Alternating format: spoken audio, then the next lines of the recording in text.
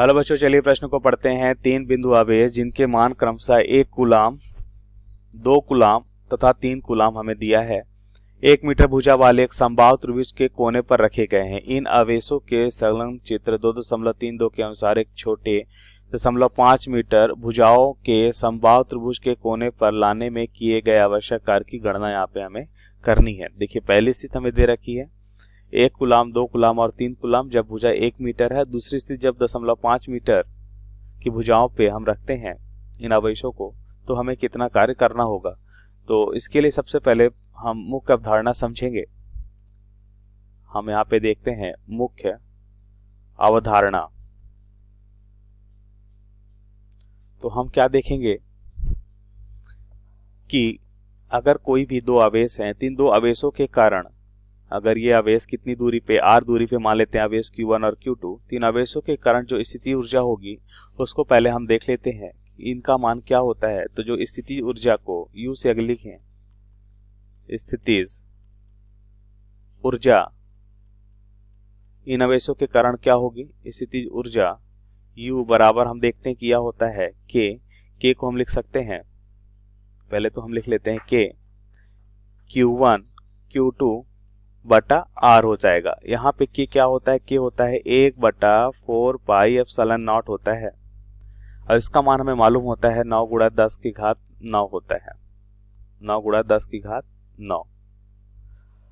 और हम कार्य ऊर्जा प्रमेय से देखें तो हम देखते हैं कि जो किया गया कार्य होता है वो क्या होता है, स्थिति ऊर्जा में परिवर्तन के बराबर होता है। तो यहाँ पे देखिए, इस मुख्य अवधारणा का उपयोग करेंगे इस प्रश्न को हल करने के लिए। तो प्रश्नानुसार उत्तर को समझते हैं। तो पहली स्थिति में हम देखते हैं स्थिति ऊर्जा हमें क्या मिलेगी। पहली स्थिति में स्थिति ऊर्जा क्या मिलेगी, पहली स्थिति को हम मान लेते हैं U1 और दूसरी स्थिति को हम मान लेते हैं U2। तो पहली स्थिति में स्थिति ऊर्जा क्या होगी, ध्यान से देखिए। यहाँ पे आवेश 1 कूलाम और 2 कूलाम आवेश के कारण स्थिति ऊर्जा, फिर 2 और 3 के कारण और 1 और 3 के कारण। इस तरह से हमने देखा कि यहाँ पे जो स्थिति ऊर्जा हमें मिलेगी वो क्या हो जाएगी, हम लिख सकते हैं K। अब यहाँ पे 1 कूलाम और 2 कूलाम है, तो 1 गुणा 2 बटा 1, क्योंकि मुख्य अवधारणा के अनुसार जो हमने सूत्र देखा स्थिति ऊर्जा का उसका हम यहाँ पे उपयोग करेंगे।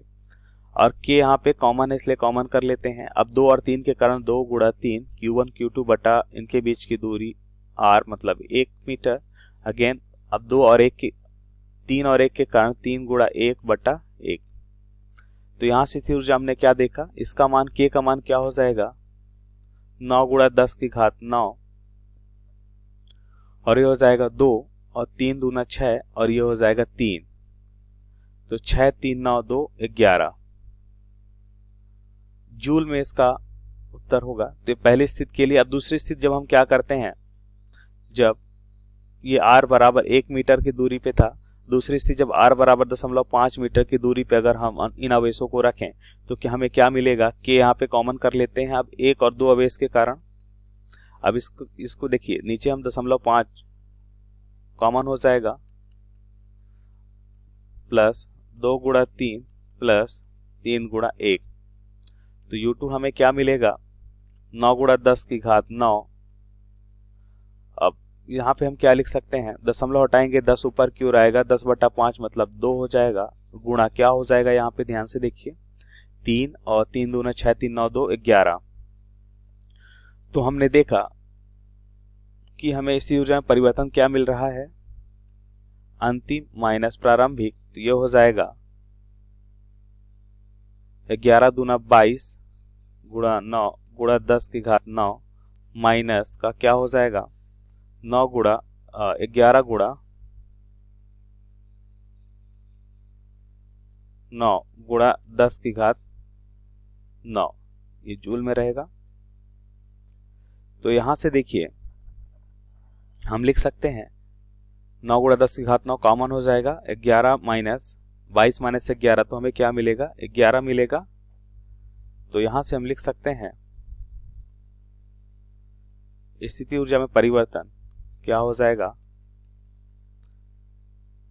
11 गुणा 9 गुणा 10 की घात 9 जूल। तो यहां से हमारा उत्तर होगा 99 गुणा 10 की घात 9 जूल।